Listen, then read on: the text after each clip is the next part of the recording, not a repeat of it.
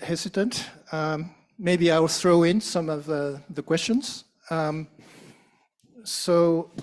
Okay. So I have one question to Jerome regarding your presentation. Now, maybe my understanding is not correct, but according to your information, many of the measures are being undertaken or being set up on a subnational level. Now, you talked about the commitment to ministers or the code. So what is the interrelationship with, between national and subnational level? Does the subnational level, I know that Canada is a federal, so you have this kind of a very strong authority on the provinces. How does it has some consistency? What kind of authority does have this kind of a national level strategy to do what the subnational level will do? Maybe you understand my question? Yes, it's an excellent question. It's a constant question as to how to best work between all these levels of government. So the federal government does have jurisdiction in areas such as equipment trade and other areas. Emissions is one, of course. But when it comes to, for instance, energy, it's regulated usually at the provincial level. So in the context of codes, which is a good example you gave, the federal government is responsible for coordinating the development of these national codes and bringing and convening the 10 provinces and 3 territories that form our federation together. And one recent development, for instance, to ensure harmony is we developed a reconciliation agreement to help confirm that every jurisdiction will adopt the same codes at roughly at the same rate, or at least adopt the codes that were published within the same time period. So they've committed to adopting, for instance, the codes that came out in March within 2 years. And so there's a lot of efforts to try to convene and to encourage. Now, other powers at the federal level, of course, include spending powers and the ability to provide those incentives and those financial supports across the country. But of course, there are very clear jurisdictions in some cases that we're seeing cities enacting bylaws, as I mentioned earlier, for standards in their jurisdiction that are separate from the national government. So it is a combination of things, and you see that, of course, in a number of countries around the world as well. Thank you very much. I think I can get a more clearer picture on the interrelationship with the national and subnational level. It's a collaboration. Okay, thanks so much. So any questions from the participants? No? Okay, please. Thank you. I have a very practical question from the manufacturer standpoint. So I understand that while governments are setting up frameworks for energy efficient buildings, right, and they provide stimulus packages, are there any instruments that are in place to connect the real estate companies and real estate owners with the manufacturers of energy efficient equipment, because they're out there? So, but I think the problem is to find the right technology to implement to meet those energy goals. Thank you. Thank you so much. Could you introduce yourself also, so that okay. yeah, the people. So yes, my name is Vadim. I'm representing Healthway Home Products. We are the manufacturer of energy efficient air filtration systems, and we are headquartered in Pulaski, New York. So I'm setting up a headquarter for Southeast Asia here in Singapore, and we're working with facility management companies, building owners, and real estate operators. Thank you. Thank you so much. So do you expect the answer from Canada or Japan or both, or? Either. Okay. So maybe starting from Japan, is that possible? I think because I think there's certain kind of relevance about the planners or you know those kind of things.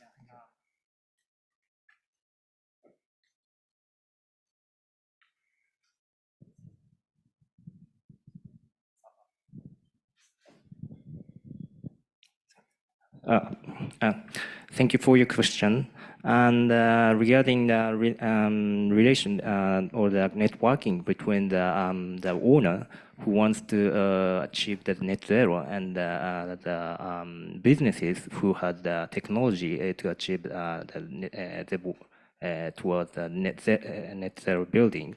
So the one framework to contribute the networking between them could be the ZEP planner system and the ZEP reading owner system, as I explained in my presentation. So through this registration system, the ZEP owner, building owner, who want to construct newly or the existing building to net zero building, they can search which company or which businesses have their knowledge or the experience to achieve the net zero building. And based on each prefecture, each region, or what kind of application this businesses can be provide. So this framework could contribute to this kind of networking in Japan, I think. Thank you, Shinoda-san. Jerome, do you have an answer? Can you answer this question also? Yes, I think it's a great question, Vadim. This is something we're seeing here in Canada quite a bit. There's been historically a lot of incentives for equipment, for the retrofit, or for the capital and expense. But a lot of the challenge is in the capacity surrounding that, finding the right materials, the right equipment, connecting people. So there's been, I would say, increasing recognition of that fact in the country, and we're starting to see some initiatives in that respect. I want to mention two. We have one called LEAP, Local Energy Efficiency Partnerships, that's run at the national level, but that's essentially a suite of regional initiatives that try to connect building owners, manufacturers, and the stakeholders in their regions to find innovative solutions in their particular area. So that's one initiative that's relatively recent that we're trying to expand at the moment, and we're seeing a lot of demand for. And the Retrofit Accelerator initiative I mentioned is in that same vein, which is trying to help building owners figure out, who do I talk to? How do I connect to those groups? So there's more at other, utilities have some programs we're starting to see, but I think the core here is that focusing on not just the hard stuff, but also the greasing the wheels and making sure that those connections happen is really critical. And we're seeing a lot of needs in that area. Thank you so much for the answers. And I think, personally, I think also that linking this code as well as the actual providers is a very critical thing. And I think the both answers are tackled on the common point, which is pretty interesting. Now, for the sake of time, responsibility anyway. So I would like to take questions. Anybody who have questions, please raise your hands. Yes, please. Thank you. My name is Ivan Kakis. I'm from the World Bank based here in Singapore. So linking both sessions, we see that there are very ambitious goals.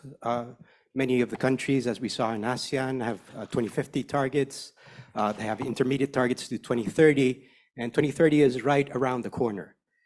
And to achieve those targets, there will have to be a massive transformation in the building sector. So we saw an example in Canada where there's a demand aggregation for neighborhoods. So I would like to ask the speakers, what policies, what incentives, what ideas are you thinking to scale up the adoption of energy efficient buildings and hopefully zero energy buildings going forward. Thank you. Thank you so much for the question. Do you intend to listen to all the Whoever wants to answer. Okay, so anybody who wants among the four presentators, who shall take the lead? Anyone? Good. I'm happy to say I mean, just to add to that, we're well aware of the magnitude of the task. In one sense, we've got the as I said, the decarbonisation of the electricity grid. We've got the moving from gas and fossil fuels to electrification. And in many ways, there's a lot of heavy lifting will be done in that space in terms of achieving the emissions reduction outcomes. In terms of actually improving the energy efficiency of the building stock, the government can't pay for it all.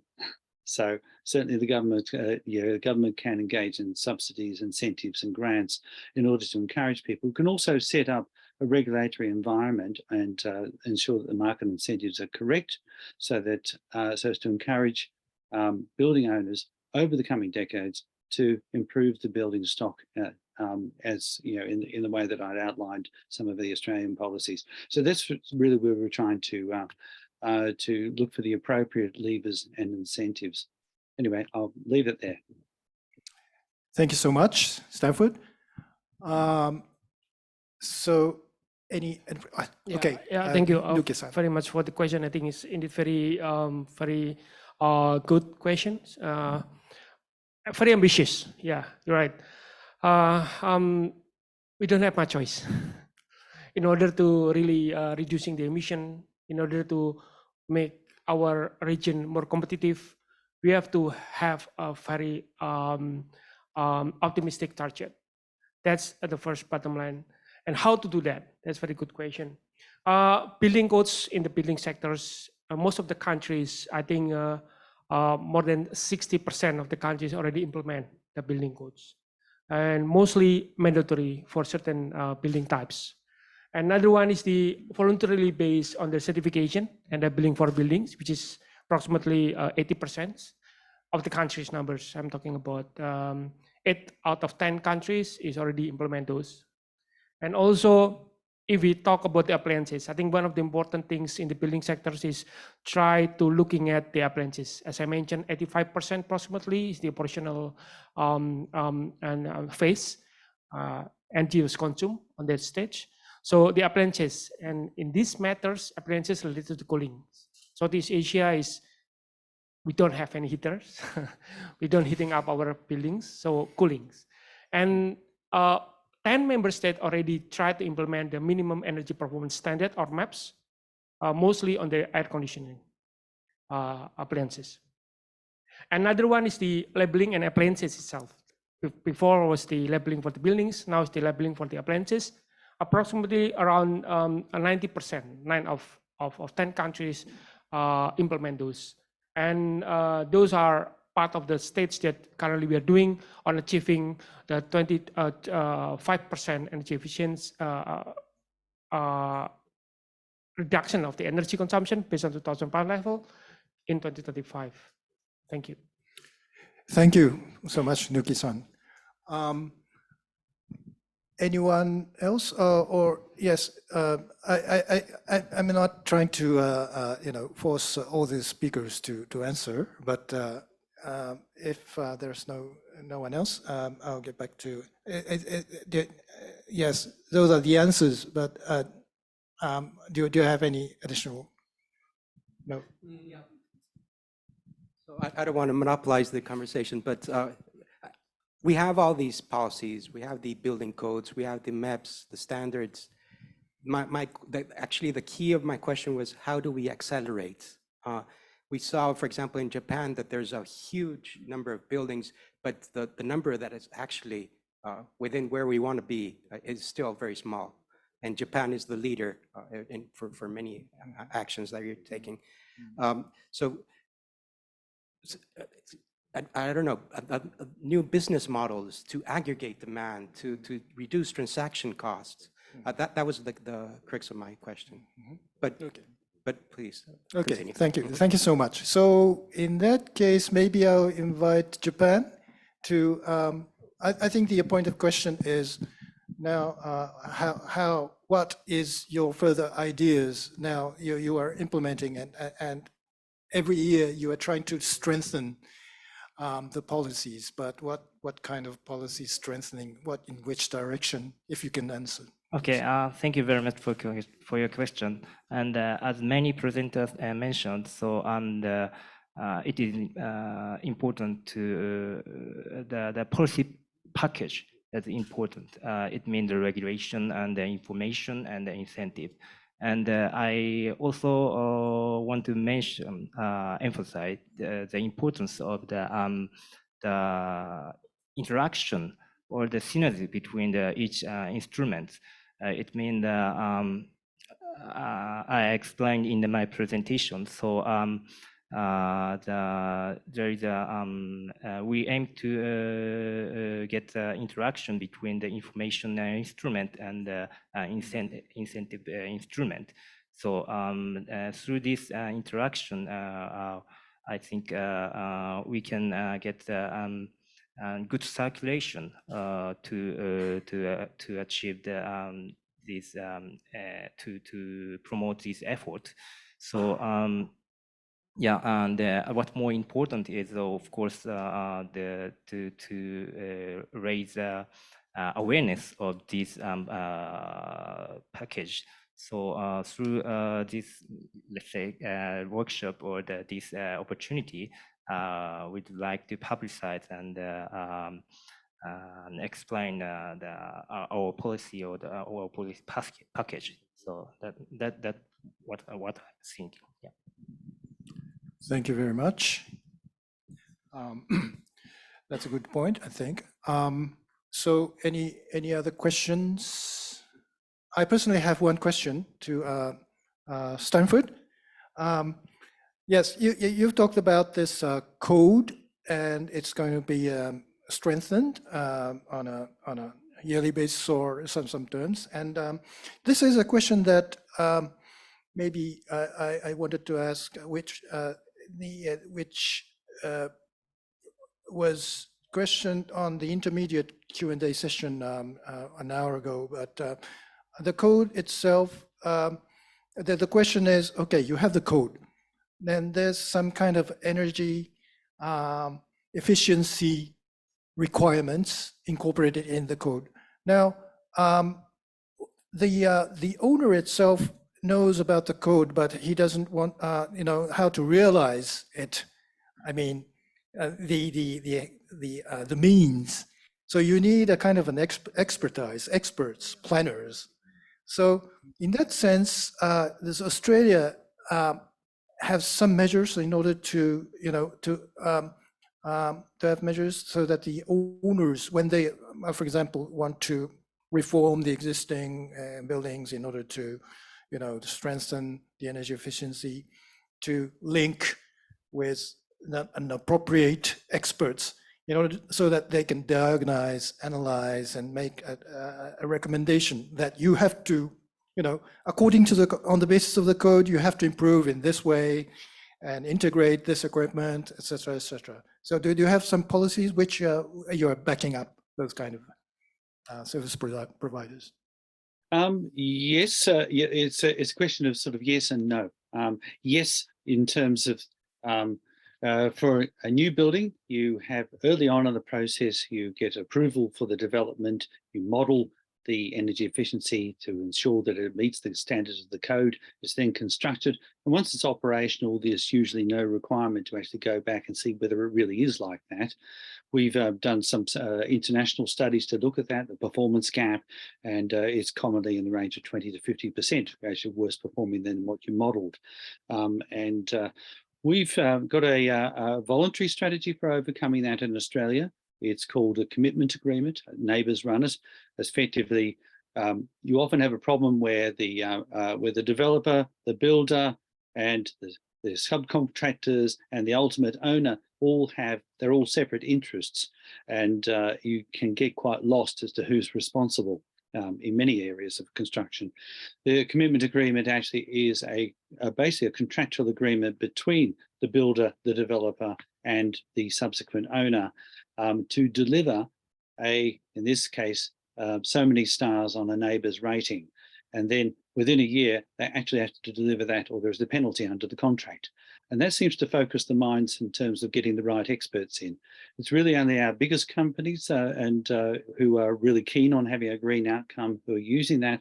We're working with our local government to encourage them to reference this in local government planning policies, if they can, so as to encourage a more joined up approach to building exactly what we're after, rather than just ticking it off while it's still a plan and then not checking later to see whether it really is sufficient. So that's for new buildings. And so haven't got the whole answer yet, but yeah, we're working on it. Thanks so much for the answer. So I wanted to take more questions, but the time has come. So, well, I have to wrap up. Please bear 3 more minutes. I'm trying to wrap up. The presentation, each of the 4 presentations is very excellent and significant in its own way. So maybe it's very difficult, but yeah, just the commonality, the common points for the presentation. All the 4 presentations have in common the establishment of commitment, strategy, roadmaps, or trajectory. So that's one point.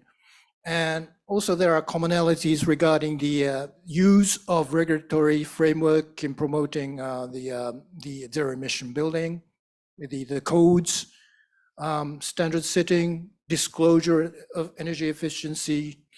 And I've also observed that there is a tendency towards a shift from voluntary standards to a mandatory one, which implies that governments and regional institutions are really strengthening the initiative measures. It may imply that there is a kind of a sense of urgency as time goes on, because yes, we have to abide by Paris Agreement, we have to abide by anything, so there's no time left. It also interesting to observe the regional characteristics of each policy package. I think Canada is a cold country in winter, of course, so heating problems. And for ASEAN, I think, as in the roadmap for space cooling, so the main question is how to make efficiency the cooling system.